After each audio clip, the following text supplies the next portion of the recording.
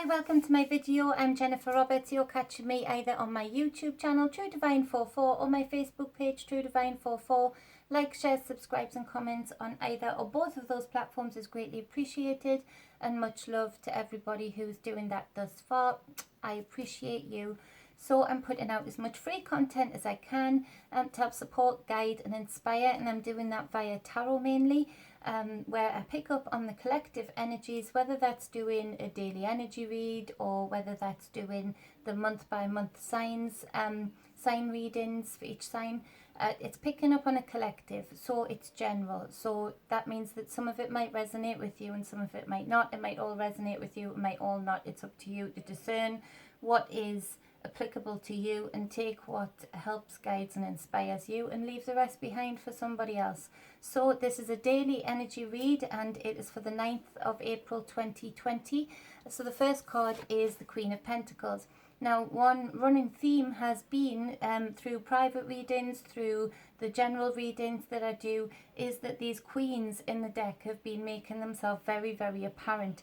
Now, that speaks to me of some of my knowings, in that the feeling that was coming up, leading up to this crisis point, of this re-emerging, this re-emerging of the divine feminine aspect of nature, of the divine feminine aspects within us, and there's been this stirring, this birthing of the re-emerging of the divine feminine aspects throughout the all. Why is that important? It's important because many of our constructs, many of our belief systems have ignored both the divine feminine and divine masculine aspects that is found within each and every one of us. Me, you and you. Whether you're male or female, you have a divine feminine and a divine masculine at your hands, at your fingertips within, to balance out and to enjoy and use each attribute, all the attributes of each divinity, and balance those out in your life. Use them in the different situations that are thrown at you. So there's this, because of that, the divine feminine is known to be the support, the holding space and time for creation, for nurturing, just like the womb inside of a mother. It holds that space, that time for creation to develop, for a space and time to put the nurturing, the compassion aspects into, to feed it into that space and create something awesomely beautiful. Now, with us, all of the constructs that we've been living under, making sure that we sort of, one, not know about either divinity in true form, but especially not recognizing the divine feminine, because the divine feminine is what the holder, the space underneath. So with the divine feminine not being recognized in our consciousness collectively, then things like abuse of nature happens, because we stop seeing the beauty in the womb of the great mother, the divine feminine that nurtures the seed and lets the seed grow, and then the birds eat the seed, the cycle of life, and so the cycle of creation. So if we're ignoring that, then we're ignoring it within us, and because of that we don't realize how expansive, how enormous we are. Packed into these tiny little meat suits is an expansive soul that manifests through thought, and can manifest through thought alone. So with that being said, the divine feminine, holding space and time, holds up the attributes of the divine masculine. It lifts up the attributes of the divine masculine. So if you attack the divine feminine aspect of people and all things, then the divine masculine can never actually work to the optimum as well. So it makes sense if you were wanting to control and conform something or all things to your will.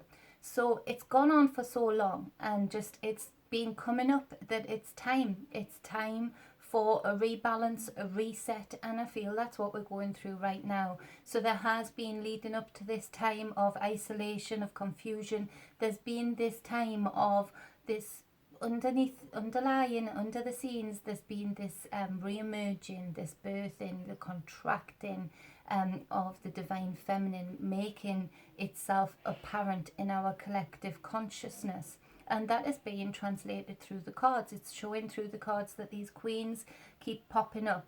So the Queen of Pentacles, she is the earthly queen, the mother, but she's business-like, she's resourceful. She looks at obstacles and works her way around them. She feels the elements around her, and she figures out what is going to be best for that day. Is it a day that we can plant the seeds? Is it a day that that seed is going to get the most optimum initial nutrients and growth, so that it can grow to its best, so that it can feed the most? Or is it a day where we need to get everything cleared out, cleaned out, so we can have nice clear energy flow and everybody can think straight? Very resourceful. So even if you're stuck at home and not able to work from home, there's this very resourceful business-like nature kicking in with many of you today, where you're thinking, right, we need to get shit done. How are we going to get it done to the best of our abilities in the quickest time and to the most optimum outcome? So there's this real get down to grassroots nature, where people are thinking around the obstacles that are being thrown into their lives. Also, with this queen, she knows how to ground. She knows how to dig her feet into the soil, the sand, wherever you are, onto the rocks, and just she knows how to ground that nervous energy, that anxiety. She can literally drain it from within her, through her feet, and allow the Great Mother, the earth, to absorb it. Because the enormity of that, it can absorb it and it can transmute it much better than most of us can. So this queen knows that. It knows that that's available to her. So today, if you are feeling anxious, if you are feeling highly strung, whatever the weather, go outside. Even if it's snow, just do it for a few seconds and visualize all of that anxiety. However that visual comes to you, it might be sparks of like electricity. It might be like a fiery feeling. It might be colours. It might be all of those. But picture it draining from head to toe, out through the toes, into the ground, whatever kind of ground you're standing on. That's the knowing of this queen, that is available to her all of the time, every day, in every way. So also with this queen, she is the mother. She is the nurturer. There might be that you feel you are rising to a role today. If this resonates with you, either in your home, in your community, where you are able to see where things are slipping through the net, where people are slipping through the net, where there is need, and you recognizing self and recognizing the fact that, hold on a minute, this is a role that I'm capable of doing, and I can do it well. I can see these leaks. I can see where people have slipped through the net, and I can do something to fix it. I can gather people together. I can give people roles, and I can do it in a way that keeps everybody whole. So there's this real resourcefulness just coming through, and this divine feminine coming through the cards and the energy today. So the second card being the Two of Swords, and it's a case of a little bit of submission, almost, in that, like this queen, digging her feet into whatever ground she stands on and just releasing and letting that energy flow out of her, and just, you know, waiting and sort of sniffing the air to see what comes next, rather than anxiously looking for it and searching for it. There's this feeling of submission. In other decks, there's a lady dressed in white, usually with the two swords crossed, and she's blindfolded, and it's the cross, the two thought patterns. The swords are thoughts, so they represent the thought, and so there's a crossroads. There's two ways to go, two ways to think of something, and because of the blindfold, that represents that you're not looking with these two eyes. You're just letting those thoughts sit, and there's that submissive nature in that, not a weakness, but the submissive nature today of allowing the universe to, because you've grounded yourself, because you feel grounded and firm and whole, there's this feeling that it's okay to submit to the universe, and giving you more information, more information of how, which way to go, to, like I said, sniff in the air rather than looking with your two eyes, and not jumping on the first thought or the first thought of action that flows into your head. It also speaks to matters of the heart as well, in that there's some matters of the heart for people that are, it's very apparent today that there's an imbalance there, and maybe a wish, that other choices were made.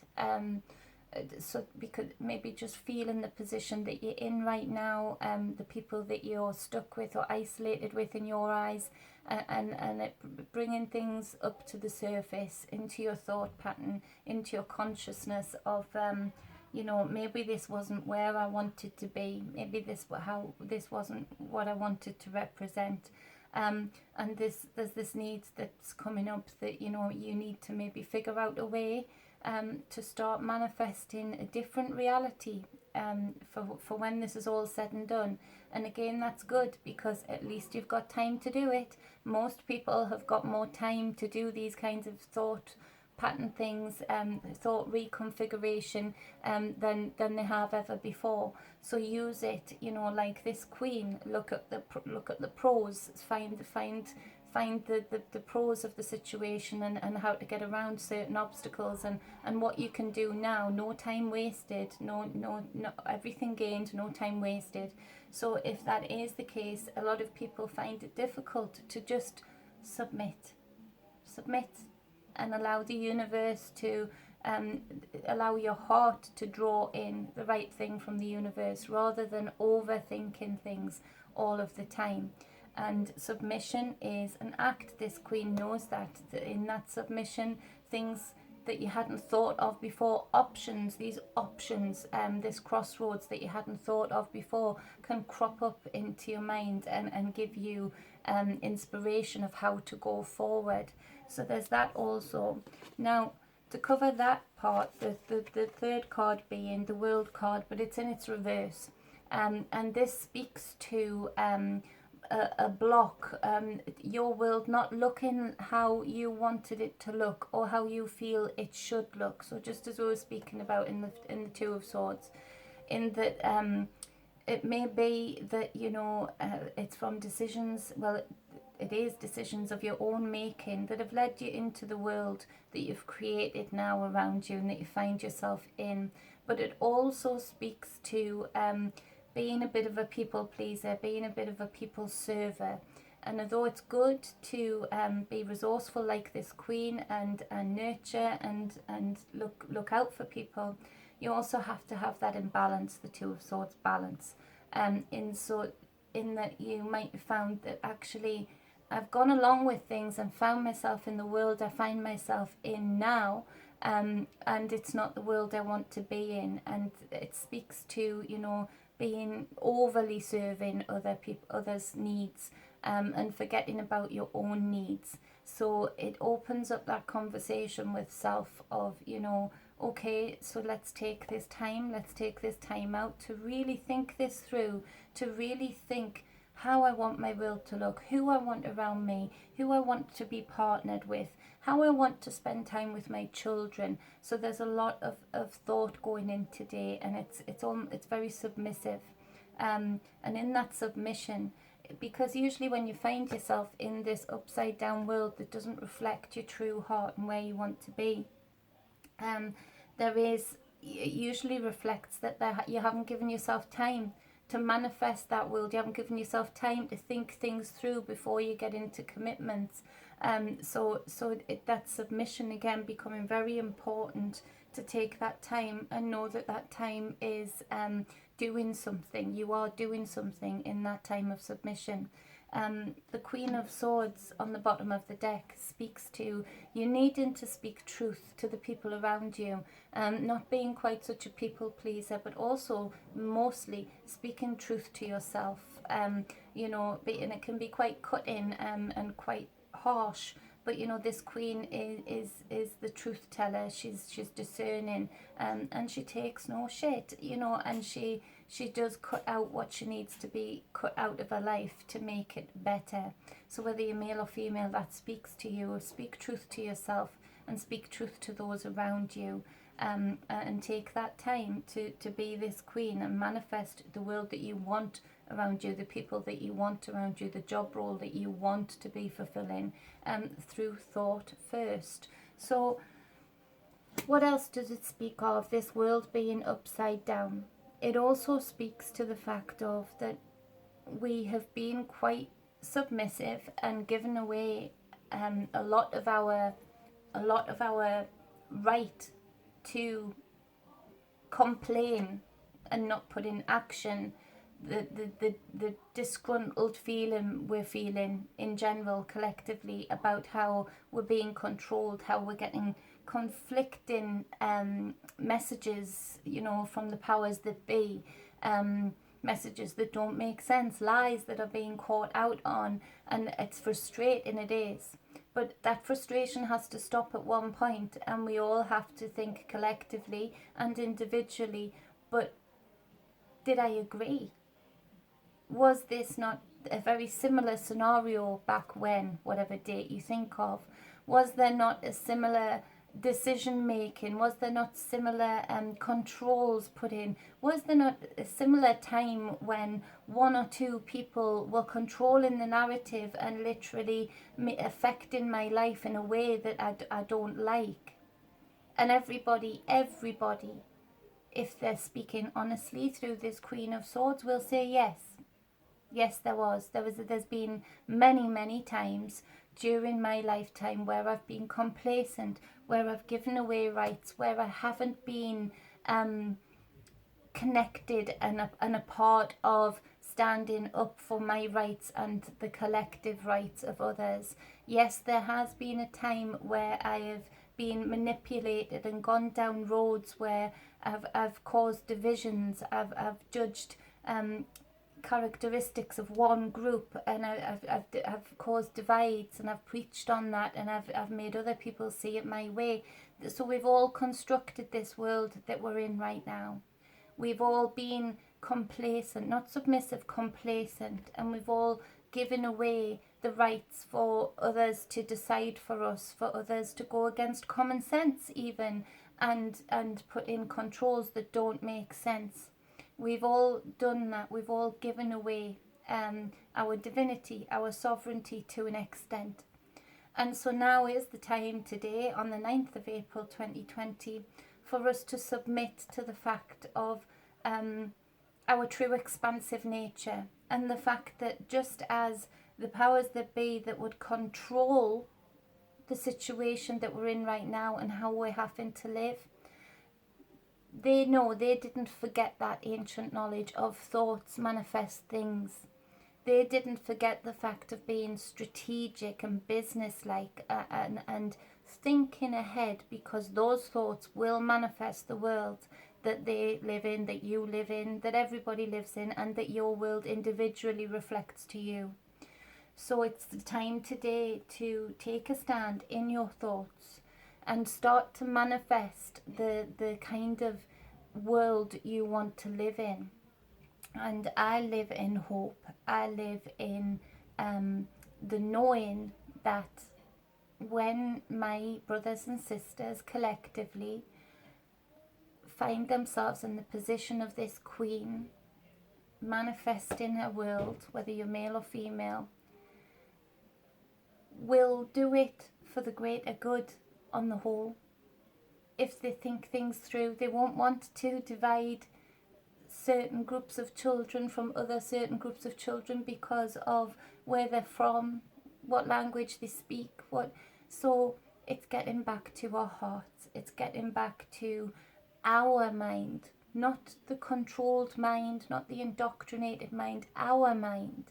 And the natural law of things, that we protect others, that we don't take what isn't ours, and that we are collective, we are an all, we are individuals that make up one organism, that function in one world, in one realm. And how do we want that to look? So today is a pretty important day for how I feel about it. And the question is, what do you want your world to look like? What do you want to manifest in your world? So I'm just going to clarify the world card with one more card just to finish off, because I know I've ranted on and I didn't mean to rant on, but it got me. It got me, the world card.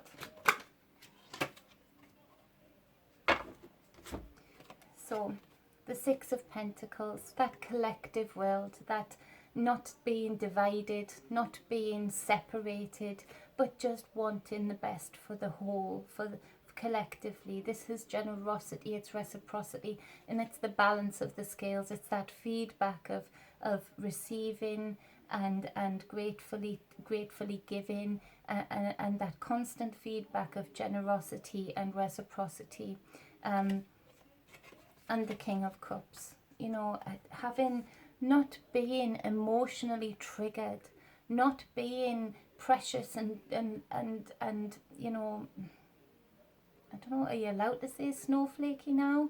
But snowflakey, because that is, you know, a manipulative tactic. This king stands in his heart. He stands in the fact that he is emotionally balanced. Yes, he's compassionate, he's open, and he's intuitive with his heart, but he doesn't get triggered. He doesn't get triggered by headlines. He doesn't get triggered by other people's opinions. He doesn't mind what anybody else says. Nothing. It doesn't matter even if it's derogatory to him, because he has control over his emotions, over his reactions, and he doesn't get triggered or tricked into a reactive state. He measures it. Does that account? Do I want to take that in? Do I want to accept that label? Or do I not? Because I just choose not to be offended. So with that is huge power, and with that there's huge power of control taken away from others, so that he stands firm, this king. So I'm going to stop talking now. Before I get myself into trouble. That's the 9th of April 2020. You can support me if you're able to do so, and you are if you've got questions you want answered, if you want guidance, if you want a little bit of inspiration, not just a little bit, a lot, then you can book me for a private reading with any of the details above or below this video, depending on where you're catching it, on which platform, or you can message me on Facebook Messenger at True Divine 44. Just put, because I do energy work also, all of which can be done via FaceTime, Skype, WhatsApp, whatever you have at your availability to use. I'll do my best at my end to make sure I can too. So you can do that. If not, please like, share and subscribe. That all helps also, and I'm sending you all much love. Be balanced always and be whole. Mwah.